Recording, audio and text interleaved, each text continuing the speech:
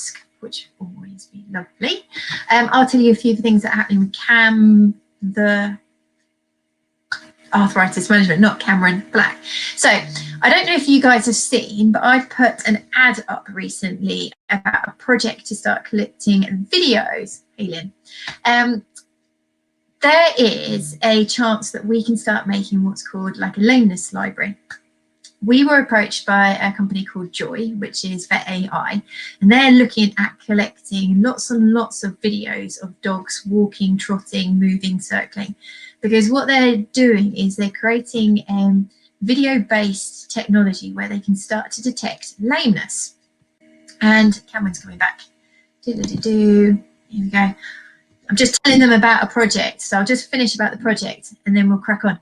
So yeah, basically they're collecting all of these videos and then they're going to be using them to develop a computer system that can detect subtle signs of lameness. Now, it's not to replace a vet, it's not to replace vet assessment, it's to try and start helping people pick up on when they've got an abnormal gait pattern and whether it's something to be interested in and to express that to your vet. But you need learning material. So this computer has got to teach itself. It's very, very clever, very clever. But the more videos they have, the more this computer-based system is going to be able to learn, and therefore we have a new tool at our hands. The other good thing about submitting these videos is that we can actually collate them into a library for people to learn from. So I will put a link at the end of today of where you go, what you need to do. I swear to God, it will take 10 to 15 minutes. Video on your phone, and then you just upload them onto the system. It will be worth its weight in gold, so please do help us. Right, back. Let's show you slides. Okay. Let's give it a go. Start again. Hopefully this sounds better. Please tell us. I've got a worrying feeling. Let's try that. I just realized. Sorry about that. Okay. Right, so we were at the point where we had talked about steroids that might not be so suitable for joints that are that have got cartilage, but in this picture, there is a place for them if there is no cartilage there, etc. Please continue. Yeah, absolutely. And so what I wanted to just say before I move on to sort of case examples is that, so we're seeing how PRP works, and it can be used in any situation, well, in similar situations that we're using stem cells. And as I like to make this a point where I think that they should be used together if that's possible. It's maybe better to wait to put them in the video tomorrow, then I'll do that. And if I can pick up on anything, just a couple of lines that would help out, then I'll reply. So please do pop those comments in. I think that's quite helpful. And yeah, if you're not able to get to tomorrow's one, as we know, these all go up, so that your question will still be answered. So I think that's the whole point, is I'd like people to feel more engaged in this process, and just because these are questions that I get and other vets get quite frequently, and they're important, they're good questions. So just finishing off regarding PRP, I don't want to be too exhausted. We could go through all the same stuff again as with stem cells, and I just don't think it's relevant. Basically, blood-derived platelets form an important function in inflammation, an important part in cell recruitment, so that's getting cells to the site of injury and to kicking off that healing process. So we have learned a bit better about how to harness them, which systems maybe have increased efficacy, and just what it is, how we use them. So much about Regen Med is, okay, we have these great bits of technology, but what's the best way to use them? And that very much applies to PRP. So as I said, with the stem cell kind of community view, that is something that you might come across in with PRP as well. People tend to be a little less against PRP, and I think part of that is just because you're not doing the two-stage surgery, or it's certainly, even if you're using pre-prepared cells, it's not as expensive. So I think that's why it's a little bit more accepted, if you like. So I wanted to go to, I hope people don't mind looking at something a bit a bit of experimental data. But Hannah, this is exactly what you were asking just at the beginning. So these are cartilage slices. And what happens is that they've basically simulated, this is a simulated cruciate rupture. So it's not a true model for osteoarthritis, but it might be a fairly good model for, as I say, cruciate rupture, TPLO, TTA. And so what we're looking at on the left, what we're looking at is how the injury has healed. And we've got what's called a sham.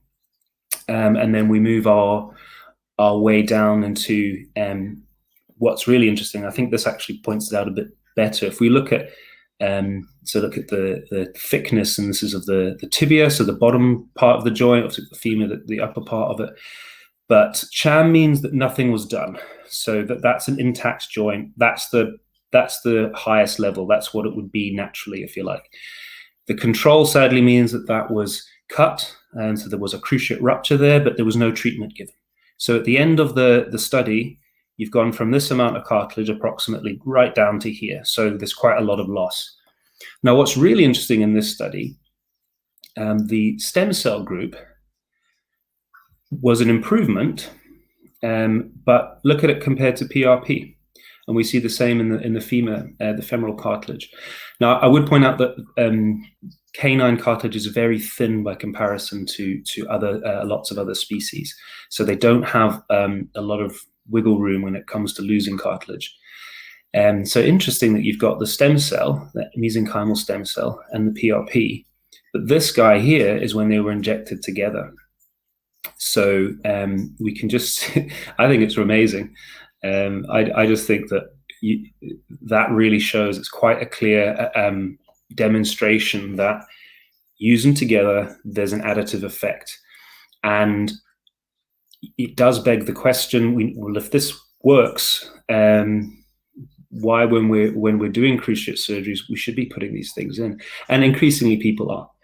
And this was one of those bits of sort of data that kind of shifted perspectives a little bit. So I think a lot of people, that hopefully kind of answers the question of PRP cells, etc. Now, I would definitely say that this is one study, it's experimental, it doesn't represent the complexities of disease that go on. It's all very controlled, etc. But I think the result's quite convincing.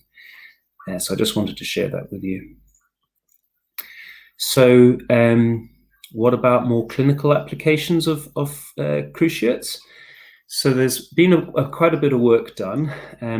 This little guy has a partial rupture, and what the group does is they brace them and then they inject them. They've looked at bone marrow derived sort of bedside cells, and they've looked at the cultured cells with PRP. So and so that's the Knapp paper, and they do the combination of stem cells and PRP, and the data was definitely favorable. So it's not flawless, but they were able to prevent rupture in the treated group to a statistically important number.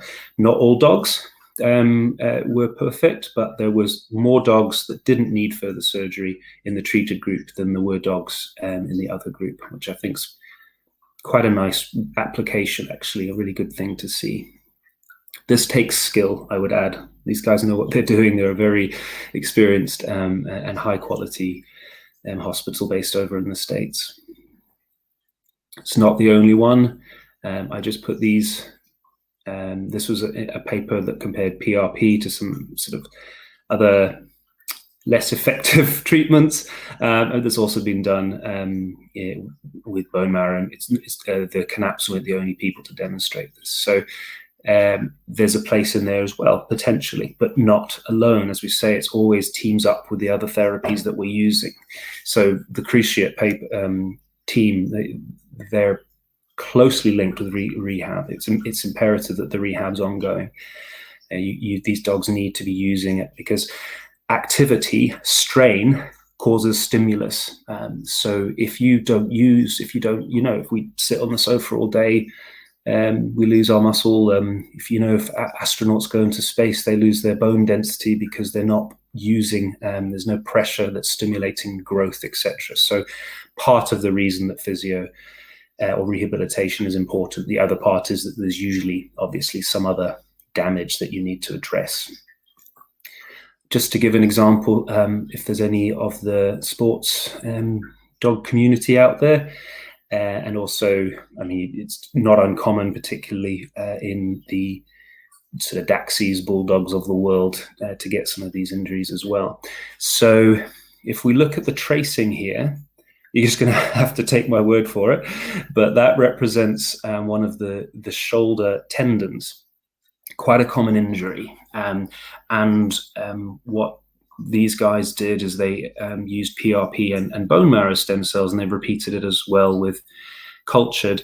And they injected it under ultrasound. So again, it takes quite a bit of skill to find. And then they just over time showed that the cross section, so the total or the volume, was reducing. Now, inflammation causes things to expand. You'll know when if you sprain your wrist, it's hot and sore and it swells up. Same thing has happened with our tendons.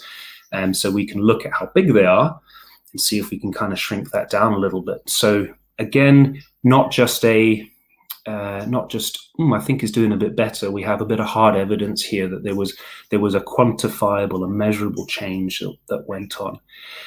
I know that Hannah, if she wasn't causing all our woes, would jump in here and ask me about biceps tendinopathy. Again, very common, and this would be a similar approach, as would psoas insertion, those sorts of injuries that it tends to be in sporting agility dogs, working dogs. But you can see it in a sort of weekend warrior that's maybe not been that active and has been run ragged on a Saturday and has come up a bit short on Monday. Those are the kind of injuries that you see. So move on to gels and try and crack on, and it might be difficult for questions, but we'll give it a go. I just wanted to touch, these are the two common gels that you find available. And now what are they? Well, I think a lot of people are familiar with hyaluronic acid because there was a beauty product that was advertising it all the time. Not that, as you can tell, I would ever use it, but this is replicates a natural chain or polymer, if you like, that you find in healthy cartilage.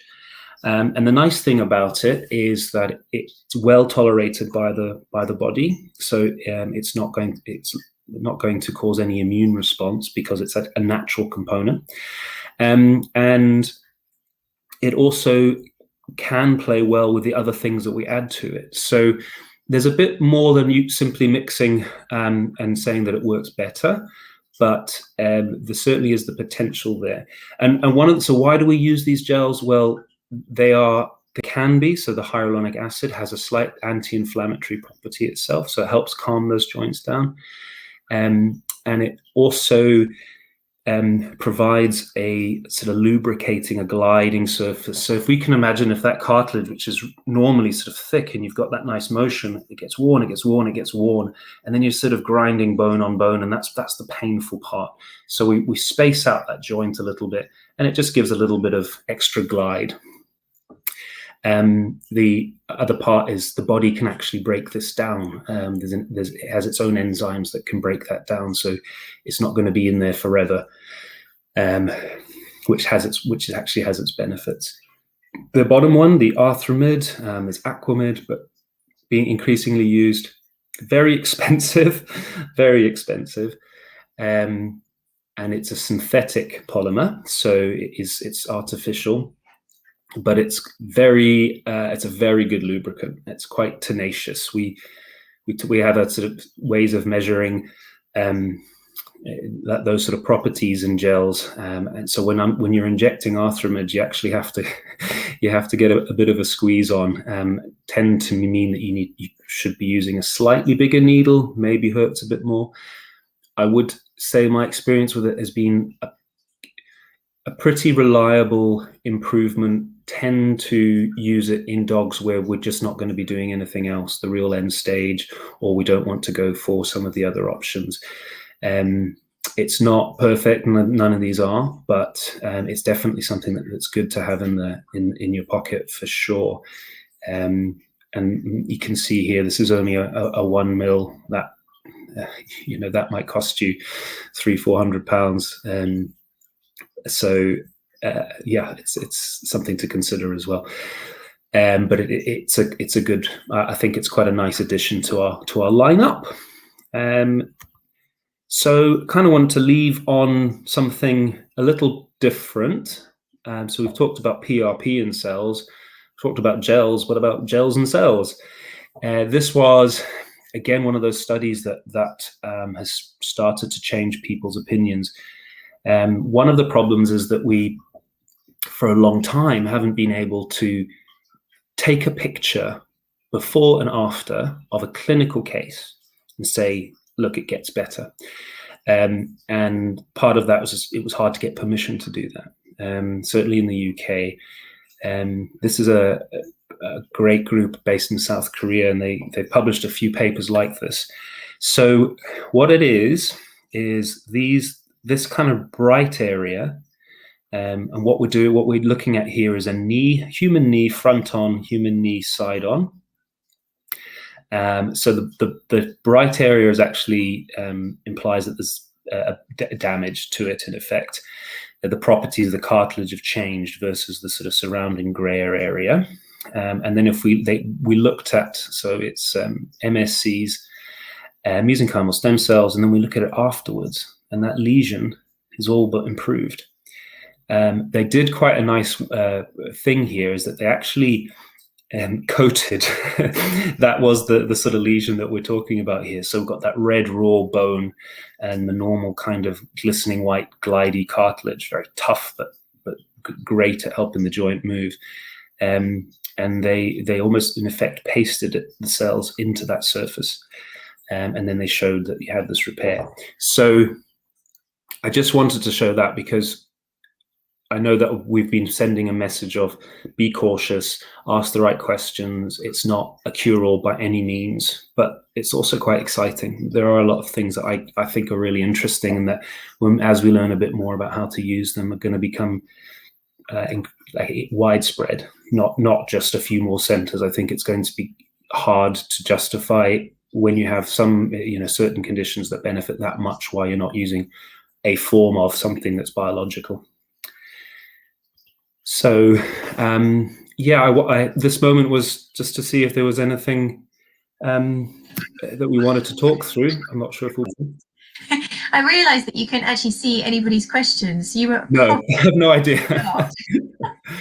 So sorry about that. But there was this question that I popped up earlier. I'm just going to do it now. Where is it? Somebody was saying, so do you put the PRP and stem cells together, when you're talking about, or is it done separately? So just explain to them that they are in the... Yeah. So if you remember, I showed you that picture of so the cells in a dish, and we lift them off, then we spin it down. You just end up with this white pellet for the cells. So it means that it's actually a really small volume, and you can get your PRP and then expand it to the volume you need. So 1 mil, 2 mils, 3 mils, whatever it is. So inject it in the same, mix it and inject it in the same syringe. I'll keep popping in and off and keep muting myself. Let me see down here. There's a question here.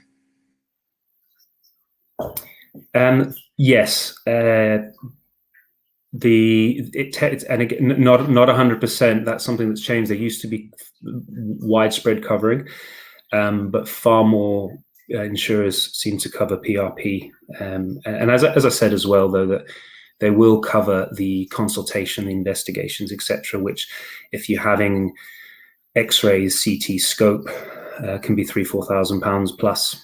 So that they still do cover quite a chunk of it. I would just add, if anyone's interested, one of the advantages, I suppose, of the PRP is that I mean, different people are going to price it differently, but the systems are relatively cheap compared to the process of going with stem cells, including a general anesthetic. You would be looking at, for a single injection or 2 joints, it might be anywhere between $450 to $750, depending on the place.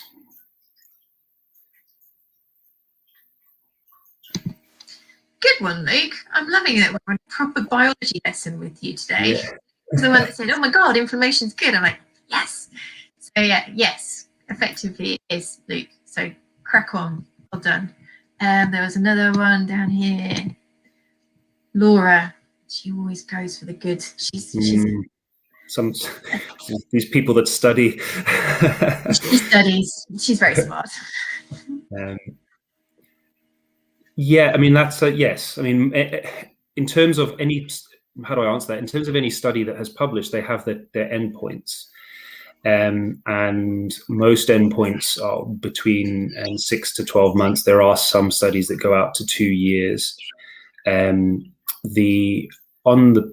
I read one sort of recently. It was an older paper, but it was quite nice, and it was, again, in humans. There's a lot more literature in humans, and I know it doesn't always translate. I put my hand up there, but it's interesting, and it looked at long-term outcomes of PRP versus hyaluronic acid versus corticosteroid, and at the 3-month time point, there was no difference between them, but the PRP at the 6-month was significantly better than those other 2. So it kind of fits with this idea of we're doing a bit of biological manipulation rather than just the anti-inflammatory. My dogs with 2 injections are better out. I know that they're better out to 6 months, and then after that, it's massively variable. Some of them drop off quite quickly. Some of them are still going strong after that over a year. But I would say probably even in good responders, if you're getting past 6 months, I'd say that's pretty good going. I keep popping up my mute on, so sorry if I'm a bit slow today. This was interesting. I know that some insurance companies are all very different. I think it's fair to say, and I think the best thing we can advise you is to definitely check in with your own one, and don't just read the small print. You know, give them a ring and get it confirmed before you commit. Here's another one.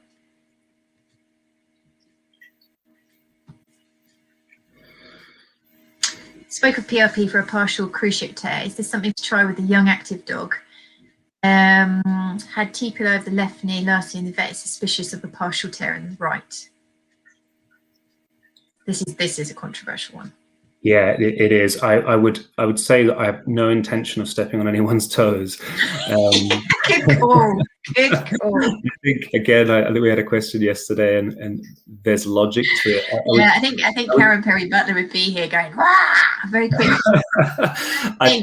What I would say in the Knapp papers is that he visualized the tendon, and he then quantified how much of the cruciate had ruptured, and he only used it. I forget. I think it might be if 60% was still intact. It was still a quite a reasonable amount of healthy tissue. Maybe if 50 or 60. I think it was. Yeah. So that would, and they braced it, and they had a set protocol. It's a very strict rehab protocol. They also, I think there was it 16 dogs in the study, so it was a very, very small study. And I think a number of them eventually ended up having surgery anyway. They did use, as you say, needlepoint arthroscopy to really visualize what was happening. And that isn't something that generally happens in practice. So if a practitioner is saying, I believe that there's a partial tear, they're going to be doing that by going, I've got all the symptoms of pain. I've got the symptom of pain when I put tension on the cruciate, but I haven't got any cranial draw elicited here, or I might have cranial draw or inflection, but not extension. So my theory is that one of the bands of the cruciate has gone, but they haven't actually visualized it. Whereas in the Knapp study, they definitely said this has definitely got only 50% tear. So I know what would happen if we put that question in a room with orthopedic surgeons. I definitely think the swing vote would be surgery, because there's much more evidence to support that. Yeah, I think so. I think I would be inclined that we know that there's effective surgeries for cruciates, and the other way around, I would think that the regen could maybe go on top of the surgery rather than a replacement of it. Would be my view. Yeah, and I think sadly it is a consequence of price that the two aren't being combined, isn't it? At the end of the day, I think a lot more people would embrace bringing the regenerative with the surgery because it'd be just a beautiful combination, but it's very costly. Barbara Johnston. Are any of these treatments likely to help a dog that has no remaining cartilage on the inside of the elbow, 8-year-old cocker with elbow dysplasia? So those sorts of cases, unfortunately, as you say, we have a growth change that means that the wearing of the joint is abnormal. So the progression of joint wear on the elbow is inside to outside. And depending, if you go to an orthopod, depending on the amount of wear, they do have certain options as to whether how they change the loading of that joint. My view is that if the joint has been loading in such a way that's eroded on the inside of the elbow, if you put cells in there, that you've still got to address that mechanical aspect. You're still going to have the grinding. You're going to have all the pressure going on the inside. Sure, there's a chance it might calm down some of the inflammation, but you've not addressed the underlying issue. So there are procedures where you can change the loading of the joint to the outside. Not many people are doing them, but there are other procedures that you can partially resurface as well if it's appropriate. And that is all dependent on the amount of damage, the area that's damaged, which bones are included in that. So I would say that it's certainly not by any means a replacement for surgical intervention by the sounds of what you're describing. Do you think if it was more cost effective, it could be in that, just imagine this dog's 8, doing a major shift around of the structure of the elbow is like not so sure. But if that owner was willing to commit to every 6-month intra-articular joint injection, maybe adding an HA product alongside a PRP product. Do you know anybody that's doing stuff like that? Yeah, I mean, I must correct myself. Actually, I didn't take the age into account. I was just my answer was more in general about medial elbow wear. But yeah, I think if you're not looking at a surgical option, then absolutely a combination is going to be. It's certainly going to be better than putting steroid in there. And as you describe, you put some joint spacing, some kind of lubricating substance in there that will keep the painful bones apart, and you may get some improved quality of life from that. In fact, I'd be fairly confident that you will have some degree of improved quality of life, because by and large, very few cases. The cases that I had that tend not to respond would maybe be the younger ones that probably have a more severe disease. So the more chronic ones seem to do a little bit better. So yeah, it's definitely a treatment option. Some people would go ahead with the surgery at an 8-year-old dog, others wouldn't. And if you're of the mind not to, I mean, that's probably how I would be. Then I would say it's something you could look at, certainly.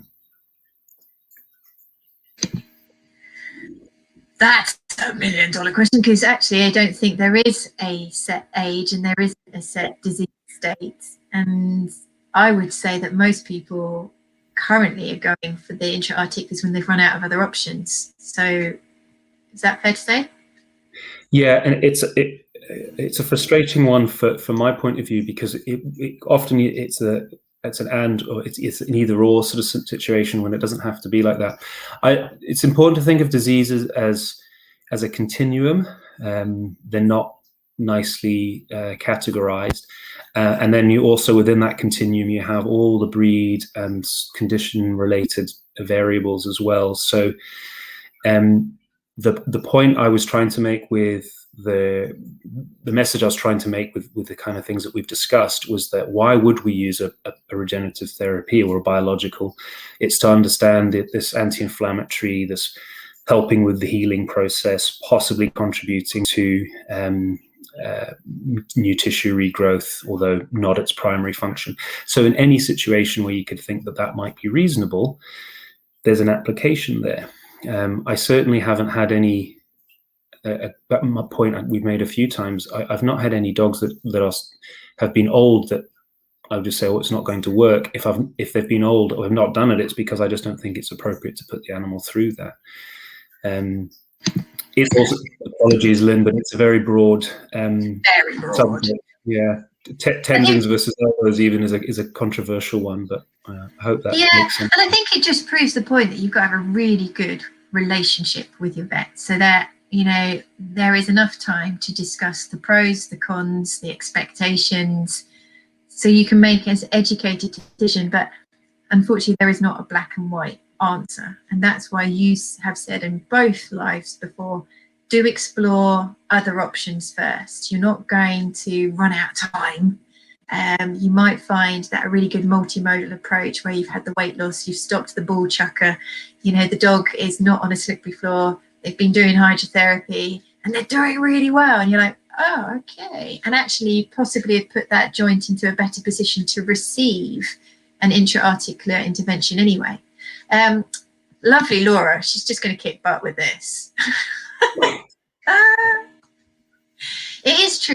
I don't think it's on the NICE guidelines, is it?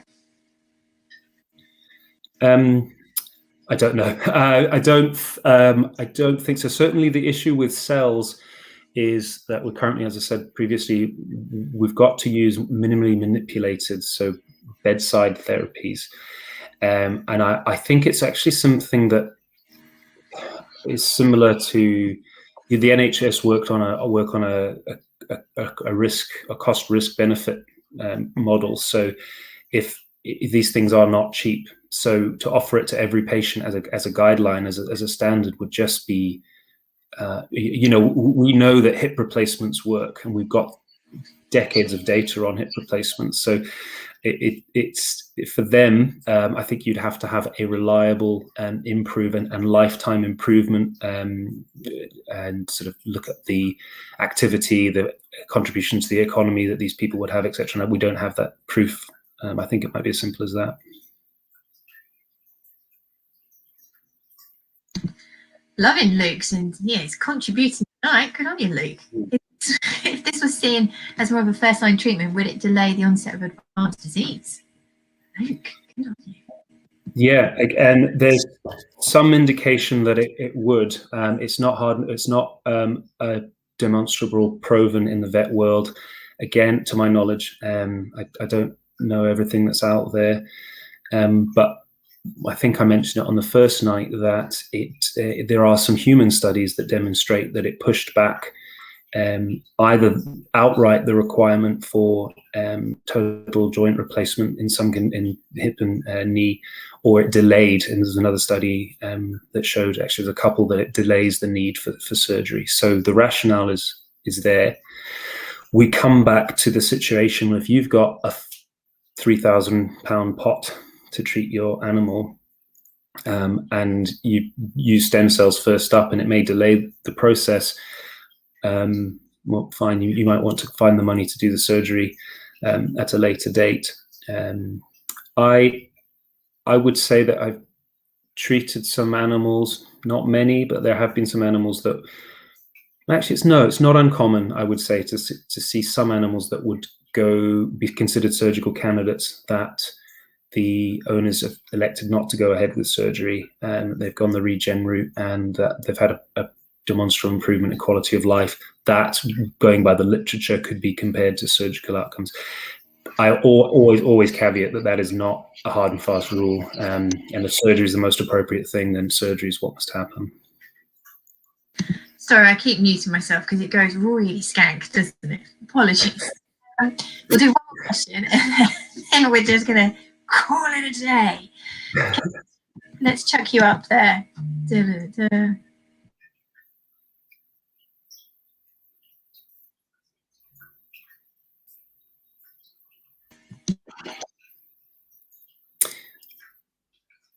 You're muted. Damn it. There you go. She asked a question earlier talking about Sherman Knapp. Yes, it is Sherman Knapp, but I thought he was in Washington. Is that? They've got a couple of sites, I think. Ah, I see. Cool. The VOSM hospitals have kind of spread out a little bit. Cool. Right, because Hannah let the show down today, I will promise that I won't let you down tomorrow. Thank you for being so brave and just getting stranded on your own without being able to see anyone. It's good that you didn't start kind of scratching. I was in my own little silent bubble. It was quite nice. You did really well. You did really well. Get your questions in. I'm sorry it's been a bit of a hodgepodge tonight. Don't forget my request for videos. I'll put a link after this. We will endeavour to be back tomorrow. And if we've missed anything, I'm sure we'll cover it tomorrow. And I will remember my headset, which was a failure. What an epic fail. But thank you for listening, and we will speak again tomorrow.